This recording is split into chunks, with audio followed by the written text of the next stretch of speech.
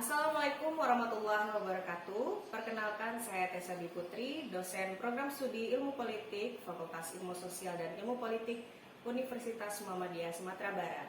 Pada kesempatan ini, izinkan saya menjelaskan mengenai teknik pengajaran dengan menggunakan metode DIA, yaitu Delivery, Interaction, dan Assessment. Sebelum masuk kepada metode DIA, saya akan menjelaskan tentang deskripsi mata kuliah Sistem Politik Indonesia. Mata kuliah ini merupakan mata kuliah wajib dengan bobot 3 SKS yang diberikan di semester 2.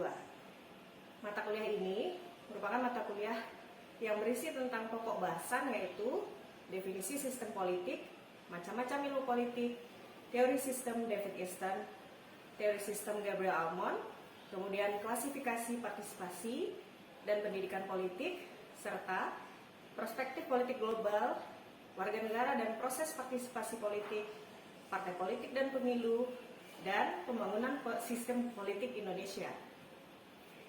Setelah menyelesaikan mata kuliah ini, mahasiswa diharapkan mampu mengidentifikasi sistem politik beserta teorinya. Kemudian, mahasiswa mampu menganalisis pengaplikasian sistem politik terhadap kebijakan politik dengan menggunakan prinsip-prinsip teori sistem politik. Di samping itu, mahasiswa juga mampu mengkaji regulasi yang relevan dengan hasil analisis kebijakan. Nah, selanjutnya saya akan masuk kepada metode pengajaran DIA. Dimulai dari D atau delivery, yaitu penyampaian. Pada metode ini, saya menggunakan dua strategi. Yang pertama yaitu penyampaian materi berdasarkan buku teks atau textbook. Nah, referensi buku di sini dibagi atas buku utama, yaitu saya menggunakan buku karya Kacung Marijan tahun 2010 dengan judul Sistem Politik Indonesia. Kemudian buku tambahan salah satunya yaitu karya Miriam Budiarjo tahun 2008 dengan judul Dasar-Dasar Ilmu Politik. Untuk strategi kedua yaitu pembahasan studi kasus di kelas yang dilakukan setelah ujian tengah semester. Nah, mahasiswa di sini akan dibagi dalam kelompok, kemudian mempresentasikan materi sesuai dengan tema yang diberikan setiap minggunya. Di sini, mahasiswa dilatih agar mampu menunjukkan kinerja mandiri maupun kelompok yang bermutu dan juga terukur. Metode selanjutnya yaitu I, interaction atau interaksi. Interaksi di sini merupakan kegiatan komunikasi dua arah antara dosen dan juga mahasiswa, baik di kelas maupun di luar kelas. Nah, interaksi di dalam kelas yaitu dengan mendorong mahasiswa untuk berpartisipasi aktif di kelas. Setiap di akhir slide materi, ini saya selalu memberikan pertanyaan untuk dijawab oleh mahasiswa. Dengan cara ini, mahasiswa diharapkan mampu menerapkan pemikiran logis dan kritis serta melatih kepercayaan diri. Tidak hanya di kelas, saya juga membuka diskusi terkait materi perkuliahan melalui WhatsApp group. Kemudian metode ketiga yaitu A atau assessment, yang artinya penilaian. Nah, penilaian ini dilakukan berdasarkan kontrak perkuliahan di awal pertemuan. Kontrak perkuliahan disepakati oleh dosen dan mahasiswa yang membahas mengenai tata tertib perkuliahan dan juga bobot penilaian. Untuk mata kuliah Sistem Politik Indonesia, skema penilaian saya dibagi menjadi partisipasi yaitu 10%, tugas 20%, UTS 30%, UAS 35%, dan terakhir kehadiran 5%. Penjelasan penilaian ini berguna agar terdapat transparansi atas nilai mahasiswa, serta memberikan kesempatan bagi mahasiswa untuk dapat menyusun strategi agar nilai akhir memuaskan. Nah, itulah teknik pengajaran yang saya ampu di mata kuliah Sistem Politik Indonesia.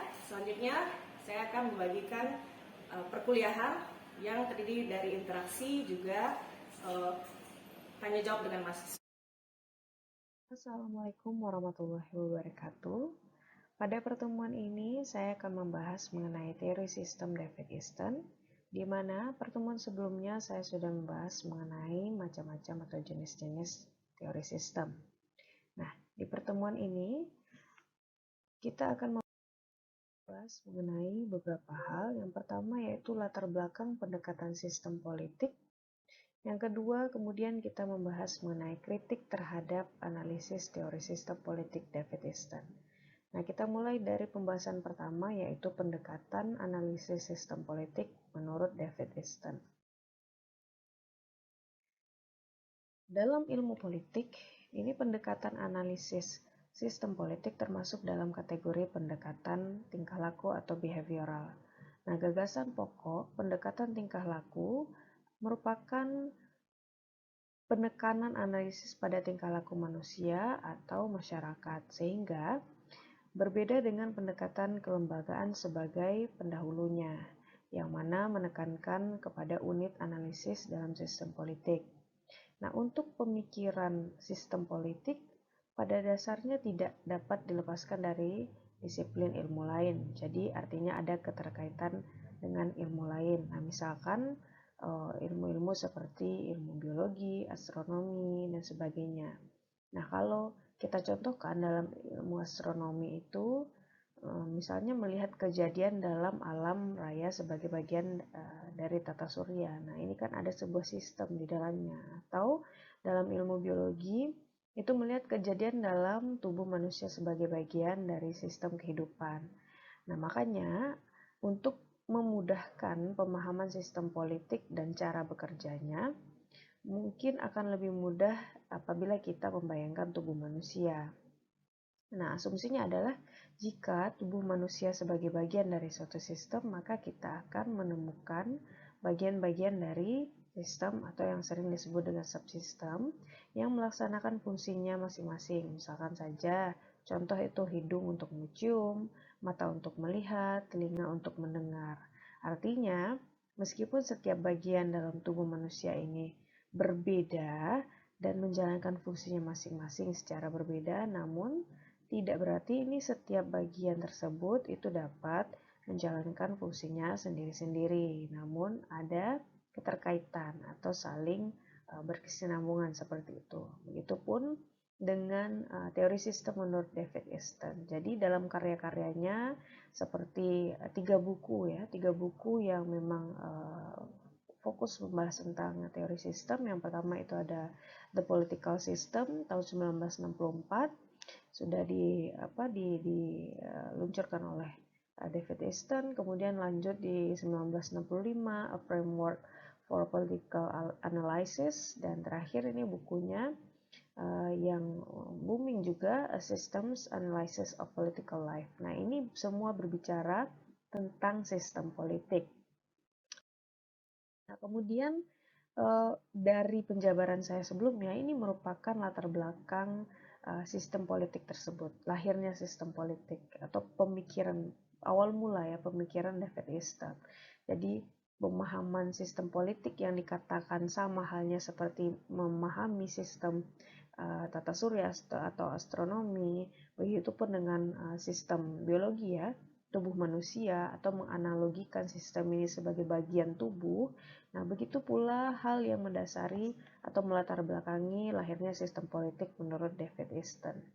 Jadi, sistem politik ini dikatakan tidak pernah berdiri sendiri, artinya adalah sistem politik ini diibaratkan sebagai sebuah organisme yang diberlakukan dalam tubuh manusia atau untuk makhluk hidup. Nah, seperti ketika kita beradaptasi, bertahan, bereproduksi, dan berubah. Nah, ini kan ada kesinambungan di dalamnya. Jadi tidak bisa berdiri sendiri atau dengan kata lain mengikat semua anggota di dalam sistem. Nah, kemudian David Easton juga menjelaskan 3 hal mendasar yang harus diperhatikan dalam membahas sistem politik.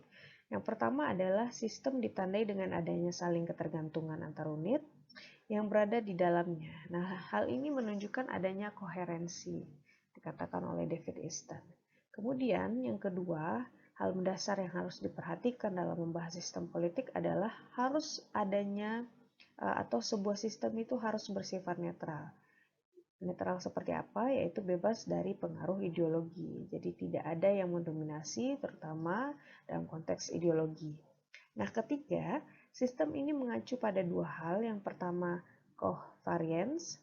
Yang kedua, ketergantungan antar unit yang membangun sistem. Nah, inilah 3 hal mendasar yang harus diperhatikan ketika kita membahas mengenai sistem politik.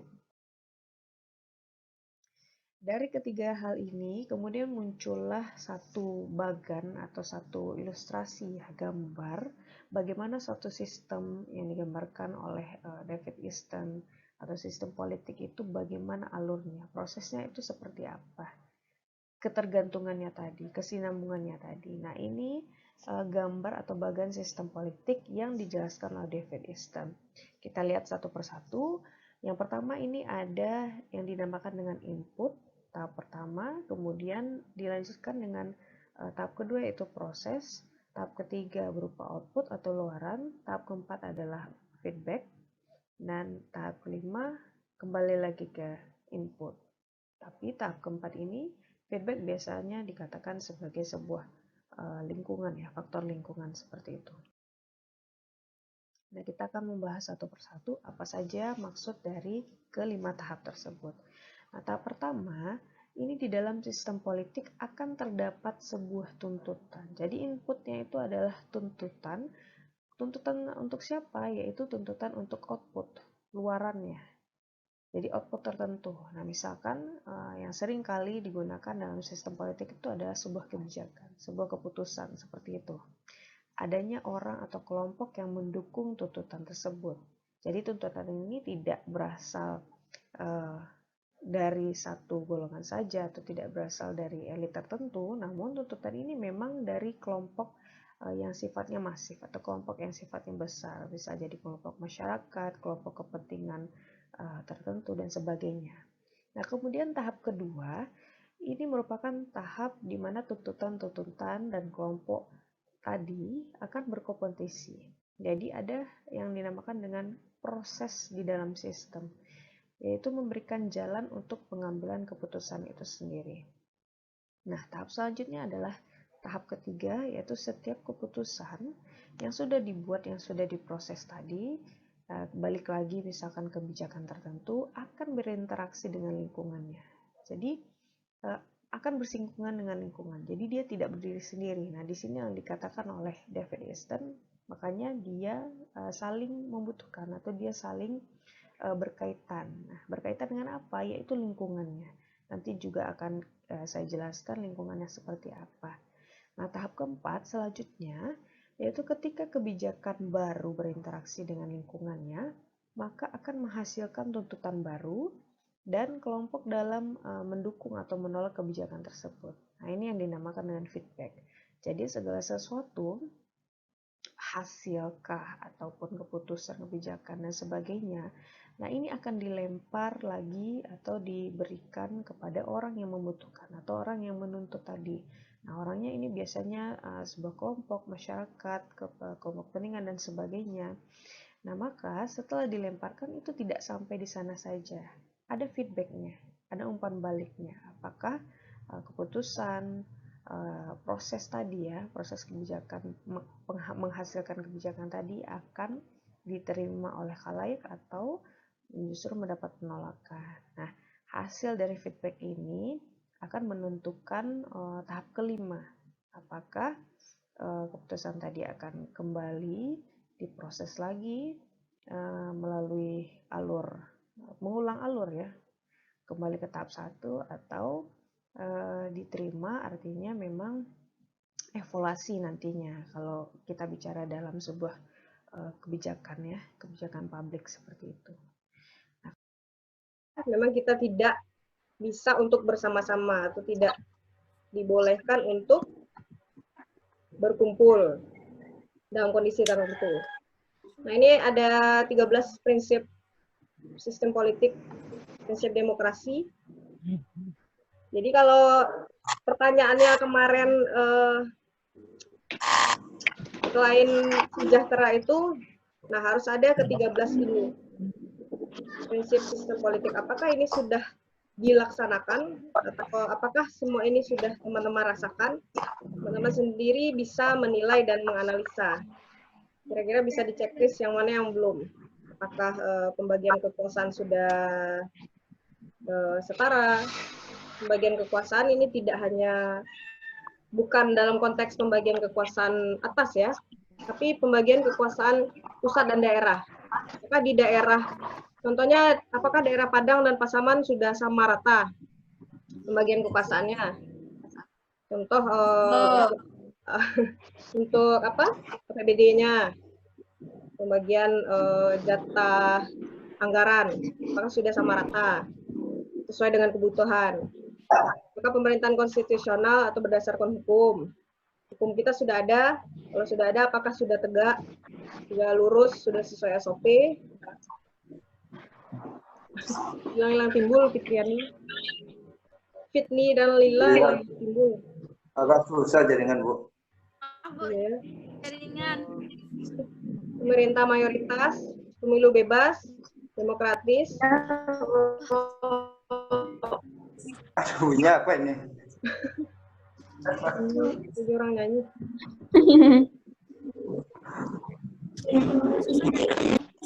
Pemerintahan yang terbuka dan transparan. Nanti ini muaranya adalah e-government.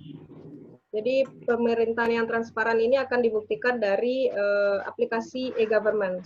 Jadi semuanya harus terbuka secara online, secara elektronik. Tidak ada yang ditutup-tutupi.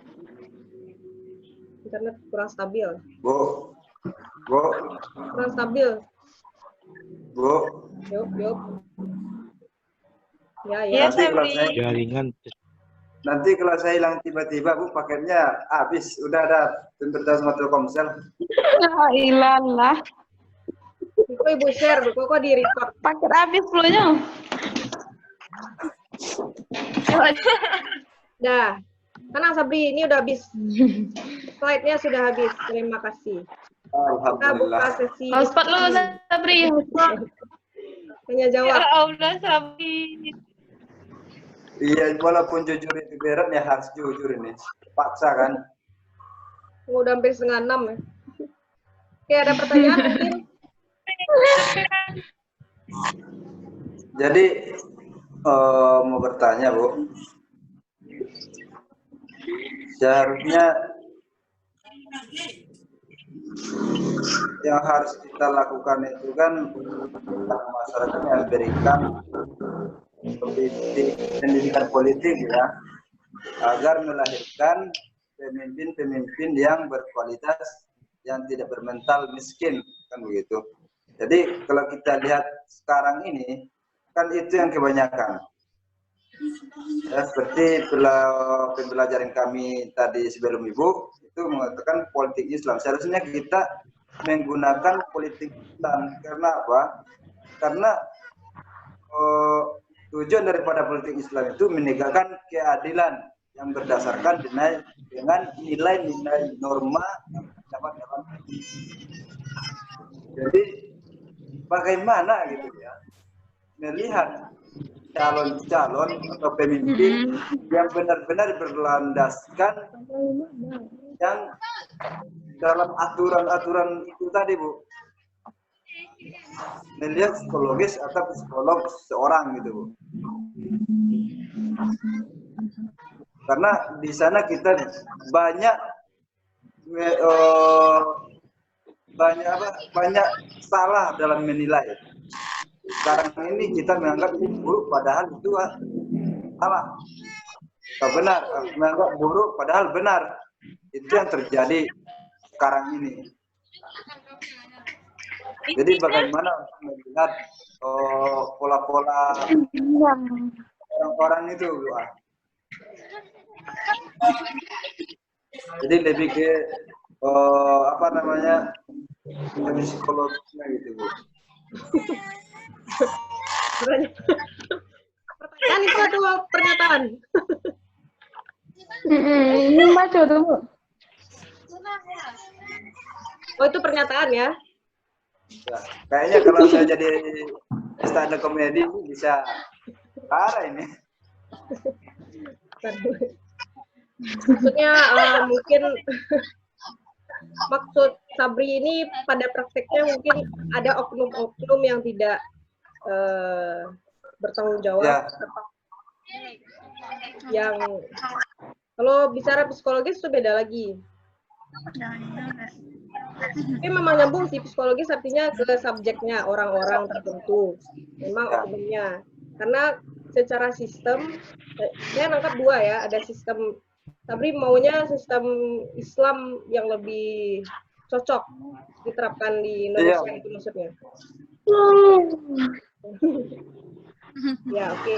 Ya karena kita tahu Bu, seperti yang dikatakan Pak Didi tadi ya, bahwa tujuan daripada politik Islam itu adalah untuk menegakkan keadilan. Itu artinya bukan hanya keadilan kepada umat ya, banyak umat ya dalam Indonesia ini. Oke. Yang lain ada yang mau menanggapi mungkin? Yang tidak setuju mungkin?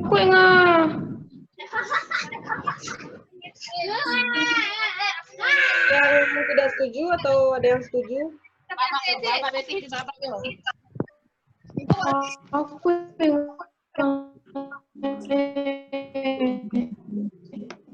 Dan juga pertanyaan yang paling dalam itu maksudnya bagaimana melihat seseorang itu mengetahui bagaimana orang itu, kan begitu Bu, bagaimana melihat secara memang perlu sebenarnya kita ini Bu perlu mempelajari yang namanya psikolog ya, bagaimana mempelajari gerak-gerak tubuh manusia. Mungkin itu kalau bisa diberikan sedikit Bu. Oh, iya. Nanti ada mata kuliahnya etika politik. Nah, Itu saya yang ngajar. Jadi di sana teman-teman alhamdulillah. agak berfilsafat nanti kita kuliahnya. Bagaimana harus beretika dalam politik ini? Ternyata tidak, politik ini bukanlah ilmu yang cepat saji, yang langsung jadi, tapi ada etika di dalamnya. Nah, itu mungkin yang tidak dimiliki mungkin ya oknum-oknum tersebut. Sebenarnya maksudnya psikologisnya itu adalah nurani ya, moralitas seseorang mungkin. Memang. Tapi yang mungkin sedikit rangkuman secara keseluruhan. Jadi kalau bicara demokrasi dalam konteks sekarang ini, bahwa sebenarnya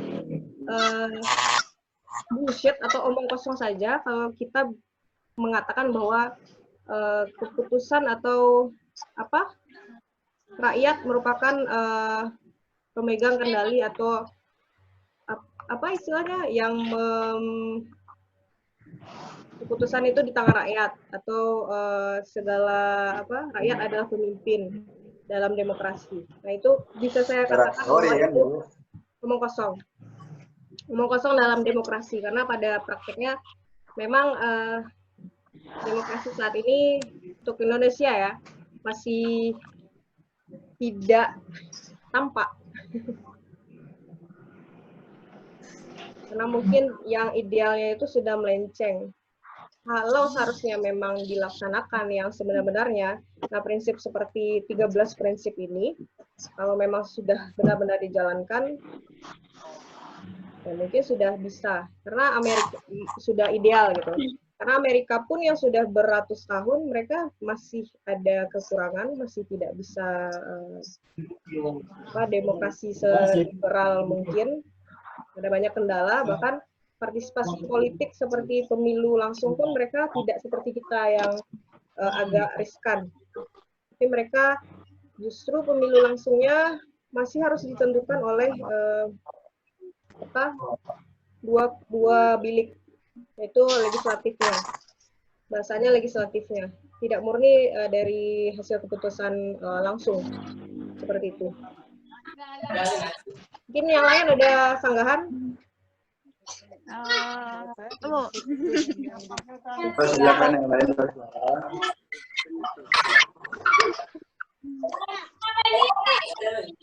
Oh, enggak. Sabri dari mengantuk ini lagi. Yang lain? Mbak bro, aman bro? Robi lah heng. Lemah bro.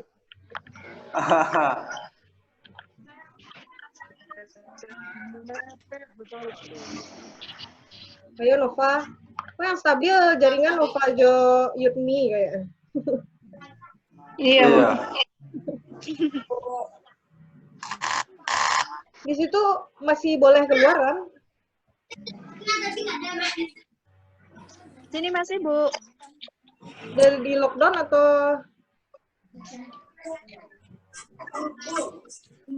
Masih boleh keluar-keluar? Masih. Masih kayaknya. Masih ada yang keluar kok. Kalau di sini masih, Bu. Sebenarnya laut dan ini juga tepat, Bu. Seharusnya ada kebijakan-kebijakan khusus untuk hal ini, Bu.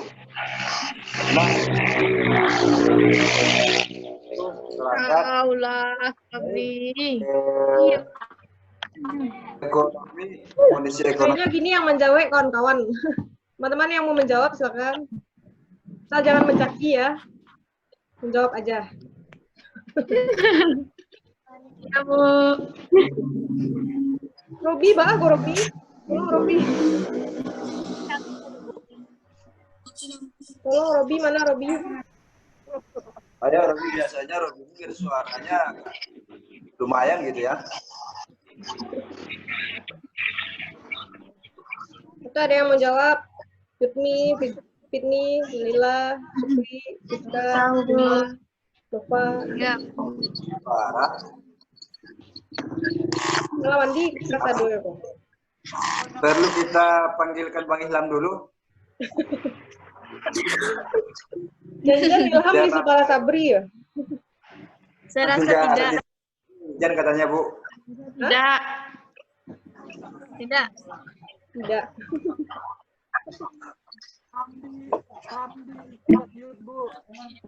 Kuliahnya mau diakhiri tugas atau minggu depan saja? Gini, Bu. Tapi minggu depan, Bu, baterai mau habis, Bu. Oh iya, oke. Hari juga udah mau jam 6. Bu, tapi kan istilahnya kalau ada yang kita diskusikan di Grup. grup kan lebih bagus juga. Misalnya seandainya sekarang ini kan istilahnya masih kurang gitu, Bu. Ya, Ini karena ketika- mungkin jaringan. Ya, Bu. Apakah itu bisa, Bu? Misalnya, Ya, bisa. dan juga kalau misalnya Bu minta apa namanya itu semacam apa ya, materi-materi juga dari luar apa namanya, dari luar perbahasan bisa, Bu ya? Bisa nggak? Nah, tentang politik ya. Tentang yang Ya. lain. Kalau tentang agama, ekonomi, itu saya Iya, tentang politik Hah? insya Allah politiknya. bisa. Jangan menyimpang, Sabri. Itu, Jangan menyimpang. Ini baterai yang lain udah mau habis, Sabri. waduh, kasihan kali. Lobet, Bro. Robi lah hengse dari tadi. Soalnya masih banyak. Grup aja ya.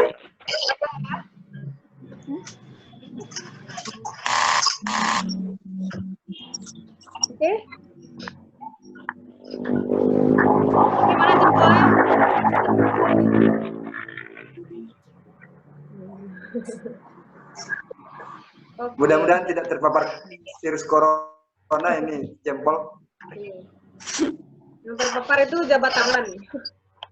Ah iya. Oke, kita akhiri aja.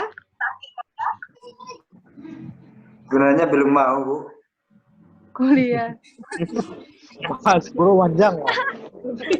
Sabri minta karena ini ribut Sabri.